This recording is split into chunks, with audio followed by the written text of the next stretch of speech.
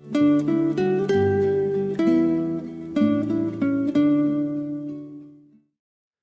오늘도 예레미야서 43장에 기록된 이 말씀을 통해서 하나님께서 주시는 은혜를 우리가 함께 나누기를 원합니다. 여러분, 이 예레미야서 43장 말씀에는 끝까지 하나님의 마음을 실망시키고 불순종하게 되는 유다의 남은 자들의 모습을 기록하고 있습니다.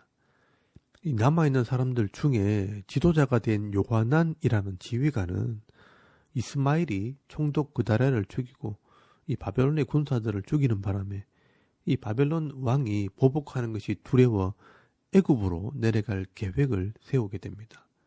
그래서 이 요하난이 남아있는 모든 자들을 데리고 애굽으로 내려가려고 하다가 예레미야 선지자를 만나게 되었고 이 명분을 얻기 위해 이 하나님께 뜻을 묻게 됩니다. 그리고 하나님께서 무슨 말씀을 하시든지 우리가 순종하겠습니다. 이 하나님의 말씀을 순종하는 것이 복이 되는 줄 알고 있습니다 하면서 기도를 요청하게 됩니다.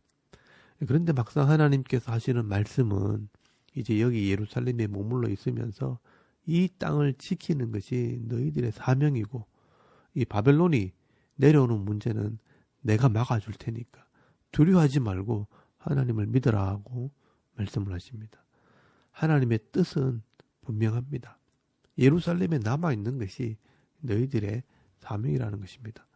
만약 이 말씀에 순종하지 않는다면 결국 사명을 버리는 것이고 하나님보다 세상을 더 의지하는 것이기 때문에 앞서 망한 이스라엘 백성들처럼 너희도 죽게 될 것이라고 말씀을 전하게 됩니다.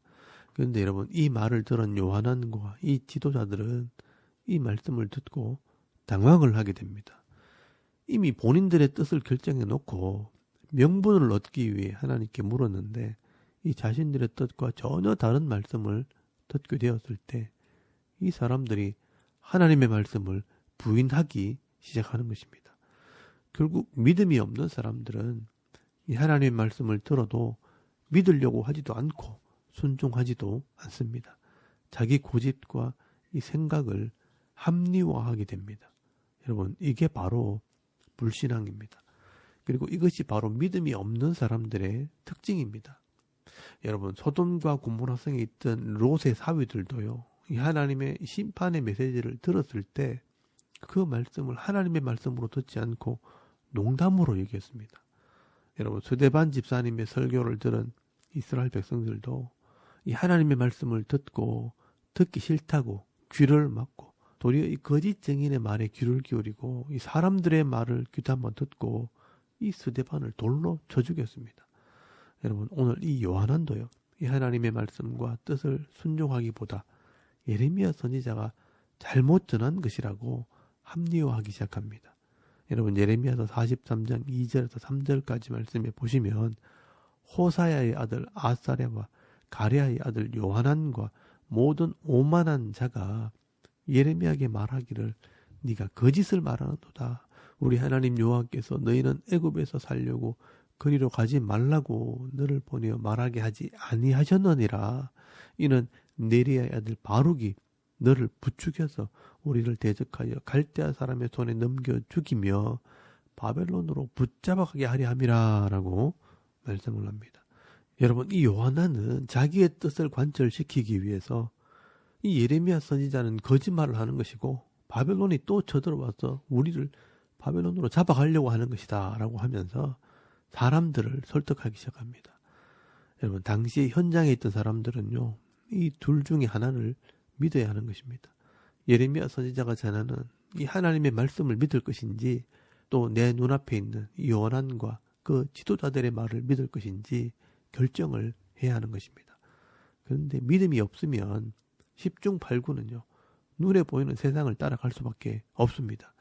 여러분, 예수님을 따라서 바다 위를 걸었던 이 베드로가요, 예수님만 바라볼 때는 예수님과 함께 이 바다 위를 걸을 수 있었습니다. 그런데 이 베드로가 예수님을 바라보지 않고 눈앞에 있는 파도와 바람을 보는 순간에 마음에 두려움이 생기면서 그만 바다에 빠지고 말았습니다. 그때 예수님께서 베드로에게 말씀하셨습니다.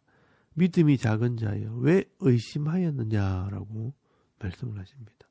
여러분, 우리가 이 하나님의 말씀에 대한 믿음과 확신이 없으면요, 사람들의 말이 자꾸 들리고요, 또 그 사람들의 말을 신뢰하기 시작하면 결국은 이 세상의 분위기를 따라갈 수밖에 없습니다. 그래서 여러분 4절 말씀에 보시면 계속해서 강조하는 것은 이 요한왕과 모든 백성이 유다 땅에 살라 하시는 여호와의 목소리를 순종하지 않았다라고 말씀을 합니다. 그리고 7절 말씀에도요, 요한왕과 그 지도자들과 모든 사람들이 결국은 여호와의 목소리를 순종하지 아니함이로라라고 말씀을 하고 있습니다. 여러분 잠언서 14장 15절 말씀에 보시면요, 어리석은 자는 온갖 말을 믿으나 슬기로운 자는 자기의 행동을 삼가느니라 라고 말씀을 합니다. 이 하나님에 대한 믿음과 말씀에 대한 확신이 없으면 결국 세상의 말을 듣고 세상의 분위기에 휩쓸려서 갈 수밖에 없습니다. 그래서 여러분 호세아 선지자가 말씀을 전했던 겁니다. 우리가 왜 망하는 줄 아느냐? 하나님을 아는 지식이 없어 망한다라고 말씀을 전했던 겁니다. 그래도 이 호세아가요, 우리가 여호와를 알자, 힘써 여호와를 좀 알자라고 외친 것입니다. 그래서 여러분 지혜의 문서인 잠언에 보시면요, 지혜와 명철이 없는 자가 결국 미련한 자라는 말이 계속해서 반복해서 나오는 것입니다. 여러분 이 지혜, 호크마라는 말이요, 내 머릿속에 없는 하나님의 말씀으로부터 오는 지혜라는 뜻입니다. 그리고 명철, 이 타부나라는 말은요, 인생 전체를 보는 통찰력, 분별력이라는 뜻입니다.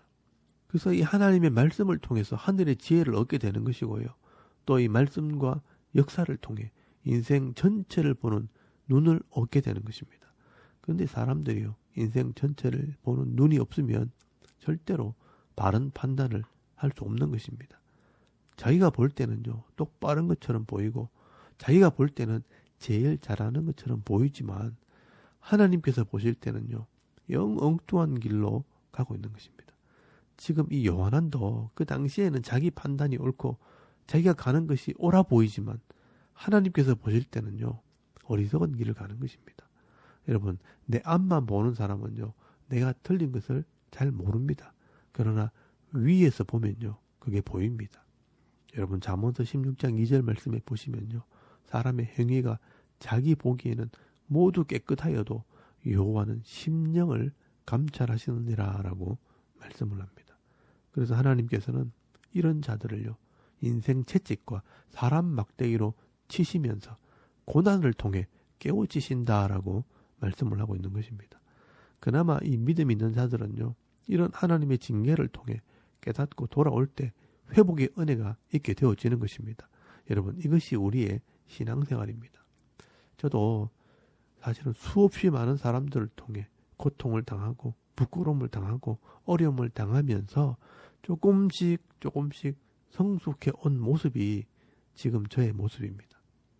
그래서 여러분 우리가 이 하나님 말씀에 귀를 기울이면 시간이 지나면 지날수록 점점 더 아름답고 거룩하고 성숙한 모습으로 변해갈 수 있는 것입니다. 그래서 여러분 잠언서 16장 31절 말씀에 보시면 백발은 영화의 면류관이라 공의로운 길에서 얻으리라 라고 말씀을 합니다. 사람이 나이가 들어가면서 하나님의 말씀을 따라 순종하게 되어지면 나이가 들어도 영화로운 면류관을 쓰는 것처럼 아름다워진다라고 말씀을 하는 것입니다. 그러나 이 말씀에 귀를 기울이지 않으면요, 고집불통과 심술만 남는 그런 노년이 되어버리는 것입니다. 여러분도 세상에서 여러 가지 말을 듣더라도 이 하나님 말씀을 마음에 새기시고 또 하나님께서 주시는 이 지혜와 명철을 얻어서 점점 아름답게 성숙해가는 그런 믿음의 사람들이 다 되실 수 있길 바랍니다. 그리고 여러분 8절 말씀부터는 애굽에서 사역하는 이 예레미야 선지자의 사역이 기록이 되어 있습니다. 결국 이 요한은요, 자기 뜻을 굽히지 않고 애굽을 의지해서 애굽으로 도망을 가게 됩니다. 이스라엘 백성들이 끝까지 도망을 가니까 하나님께서는 끝까지 따라가셔서 이 하나님 말씀을 전하게 되는 것입니다. 그래서 이 예레미야 선지자를 예루살렘에서 애굽까지 따라가게 하셔서 이 하나님 말씀을 전하게 하십니다. 어떻게 보면 이것이 하나님의 사랑입니다. 예레미야 선지자는요, 바벨론의 군사들이 애굽에까지 내려와서 애굽을 칠 뿐 아니라 이 하나님의 말씀에 불순종해서 애굽까지 내려왔던 이 사람들을 심판하게 될 것을 말씀을 하게 됩니다. 그래서 예레미야 선지자는 애굽까지 내려와서 이 다바네스라는 곳에서 말씀을 전하게 되는데, 이 곳이 바벨론의 왕에게 점령을 당하게 될 것이라고 미리 예조를 보여줍니다. 여러분 9절 말씀에 보시면요, 큰 돌 여러 개를 가지고 와서 이 바로의 궁전 대문 앞에 벽돌로 쌓은 축대에 진흙으로 그 돌을 감추게 됩니다. 그리고 이 바벨론의 군대가 쳐들어왔을 때 바벨론의 왕의 장막을 칠 때 예레미야 선지자가 축대에 감추어 놓은 이 돌 위에 장막을 치게 될 것이라고 예언을 하게 됩니다.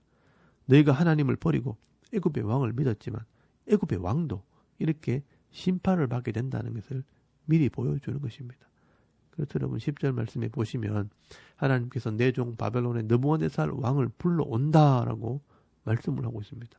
하나님의 백성들이 이 하나님 말씀을 순종하지 않으면 이 악한 바벨론의 왕들을 순종하게 해서라도 자기 백성을 심판하시겠다는 것입니다.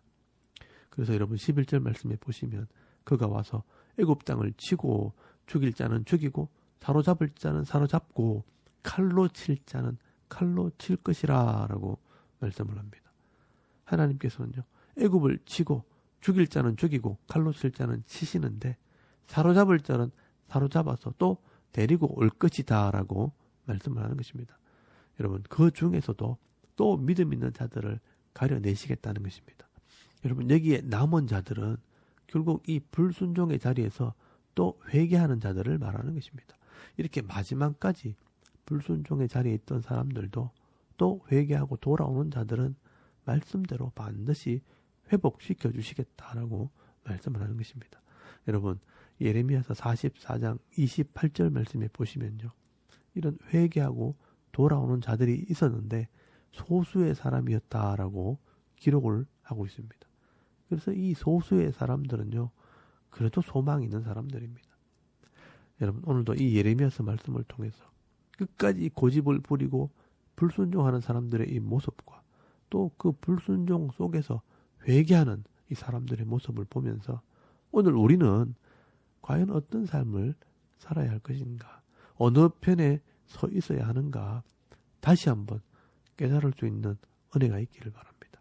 오늘도 내게 주어진 이 하루 삶을 살아야 할 텐데 내게 주어진 이 삶의 현장에서 어리석게 악인의 길을 따르거나 죄인의 길에 서거나 오만한 자의 자리에 앉기보다는 늘 이 하나님 말씀을 묵상함으로 하나님의 마음을 기쁘시게 하는 삶을 살아가는 하나님의 사람들이 다 되실 수 있기를 주의 이름으로 축원합니다.